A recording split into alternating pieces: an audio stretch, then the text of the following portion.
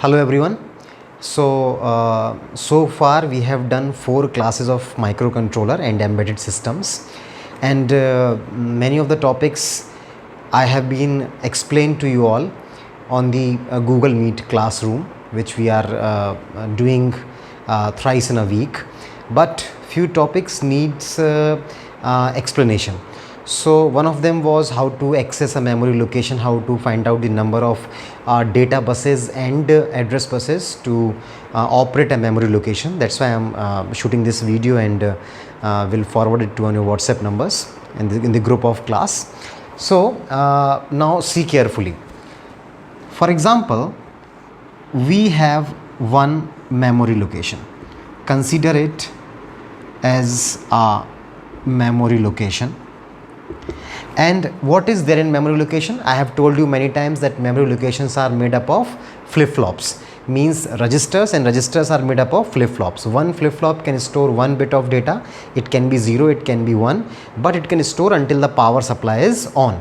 Once the power supply gets off, whatever stored data is there in flip-flop, it will be lost. And the registers are made up of flip-flops, so same rules will apply in the registers also. One 8-bit register has 8 flip-flops, 16-bit register has 16 flip-flops. Whatever the number of registers you have, you require same number of flip-flops. So again we will see this memory location. Suppose this is a memory location. In this memory location we have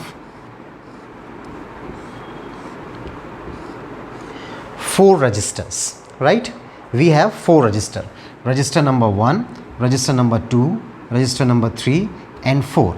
And for time being we are considering that every register has a 4-bit of memory. Means register number 1 is a 4-bit register, 2 is a 4-bit register, and same with the 3 and 4. So we have 4 4-bit registers. Now I am asking you how many address buses and how many data buses are required to operate this location. Now understand. For example, memory location have 4 registers. The registers are 4, right? So the address buses are in such a way that they can identify each register separately. If you are loading some address on address buses and it is not able to find out one register, then your address bus system will be fail. For example of this system, I am telling you, if I have let understand one more example. This is one address bus, and this address bus is connected to 2 registers. So what we can say, if this address bus carrying 0 connect to this register, and if this address bus carrying 1 connect to this register. So 2 registers can be identified without any confusion by the help of one address bus, right? But for example, if here we have a 3rd register, how you will address this 3rd register? This is the problem. So to overcome with this problem, what we have to do is we have to increase number of buses, because once we are increasing number of buses, the pattern of zeros and ones will increase and it will identify the register uniquely. Now see here, this is the example. Suppose I have one address bus, AB is equals to 1. What I will do, I have given this register address 0, this register address 1. If I am loading 0 on this address bus, it will identify this. If I am loading 1 on this address bus, it will identify this. Now suppose I want to bring data from register number 3. How I will bring it? It is not possible to use it means one address bus. So what I will do, I will increase one address bus here. Now the address buses are 2. This is another address bus. So when we have 2 address bus, what we can say, now this is 0 0, this is 0 1, this is 1 0, and this is 1 1. Now every register is having a unique address. You cannot have same address for 2 registers. Once the address is same, you cannot bring data from the memory. It is impossible. right? So we need in such a way that every register must have a unique address. So suppose we have more number of register, suppose 2 registers are there. Now the registers are 6 and address buses are 2. Can you address them? No. Again, all the combinations are over. With the 2 bits you have maximum combinations 4. So you can address 4 registers. Now the number of registers are 6. You must have to increase one more address bus. And as soon as you will increase one more address bus, now you have 3 combinations. 000, 001, 010, 011, 100, 101, 110, 111, 1, 2, 3, 4, 5, 6, 7, 8. So now you can address 8 different registers with the help of 3 address buses uniquely. There will be no confusion for the processor to bring data. If you are loading the correct address on the address buses, you can bring out the correct data. Okay, so in conclusion, what we can say, with the help of 2 address buses, you can address 2 raised to the power 4 locations. With the help of 3 address buses, you can address 8. Similarly, if you have 4 address buses, you can address 16, right? So if we are putting the number of address buses over the 2, the number is telling us that how many memory addresses can be addressed by the number of address buses uniquely without any problem. Okay, so hope you will understand the concept of address bus. Now I am telling you how we are finding out the number of data bus. Data bus is how we are finding out. First of all, one should need to understand the number of data bus to operate any memory system is not at all depending upon the number of registers which are there in memory location. This is a memory location. Either it has 2 registers, 4 registers, 6 registers, 6000 register, 8000 register, whatever the number of registers value is there, it doesn't affect the number of data bus. The number of data bus is directly concerned with the individual length of the single register. Here we have 6 registers and each register is 4-bit long. So to operate this memory location, we need a 4 data bus, right? Because the individual capacity of one register is 4-bit long.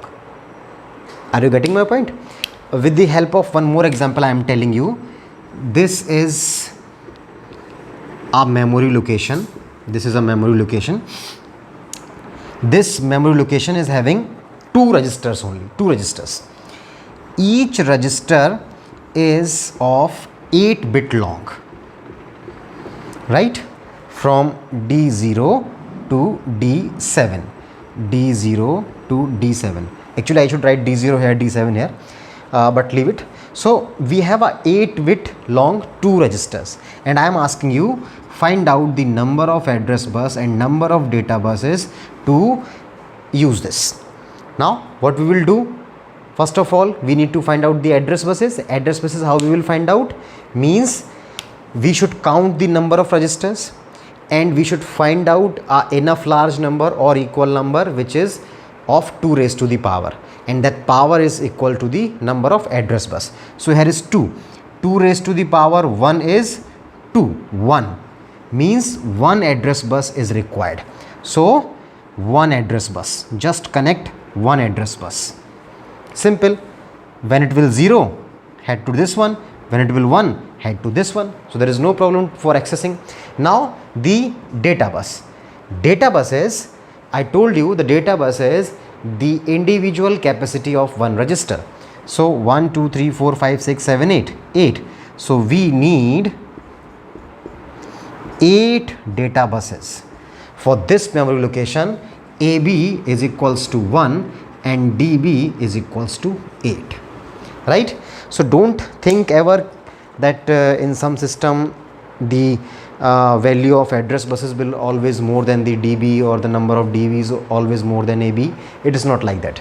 It can be anything depending upon your system. one more example I am giving, then I will wind up.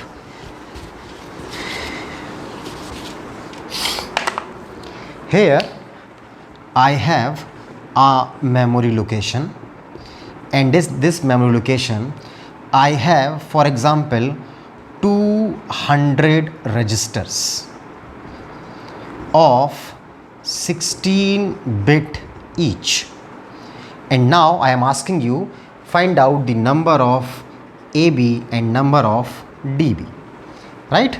So how we will find out? Again, we will see that number is 200. 2, 4, 8, 16, 32, 64, 128 और 256. ठीक है, 2 raised to the power 1, 2, 3, 4, 5, 6, 7, 8. So 128 is lesser than 200. So we cannot address with the help of 7 address buses, but 256 is equal or enough large than the 200. So what we can say, we need 8 address buses, and because each register is 16-bit long, so we have 16-bit data bus. So this is how we are dealing with the address buses and data buses. One more thing I want to explain here, and then we will wind up. I told you bus multiplexing. Bus multiplexing. For example, we have few buses here. We have defined buses. Buses are what? Buses are a flat collection of conducting wires which are transferring the data from one end to another end. They are known as buses, right?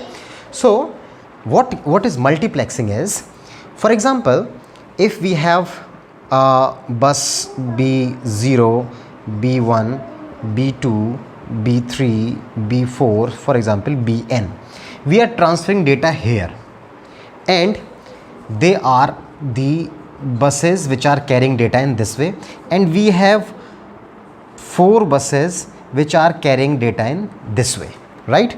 This can be C1, C2, C3, C4.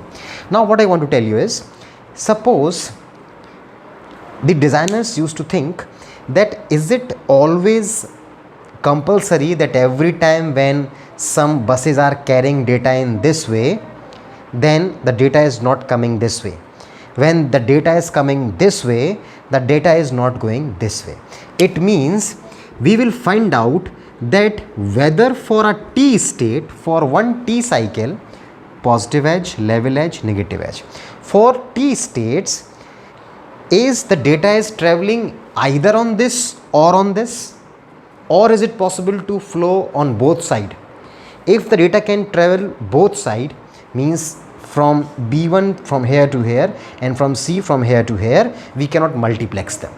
But if we can find out that either the data will be here or the data will be here, what we can do, we will forget it and we will make this upper 4 line as C1, C2, C3 and C4.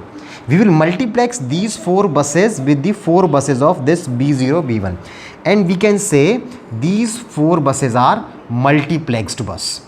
Whenever required, they will carry the data from this end to that end, and whenever required, they will carry the data from that end to that end. Means these 4 wires are working for B as well as for C. So these 4 wires are multiplexed and they are known as bidirectional data buses. The data buses which are always carrying the data from one side to another, they are known as unidirectional buses.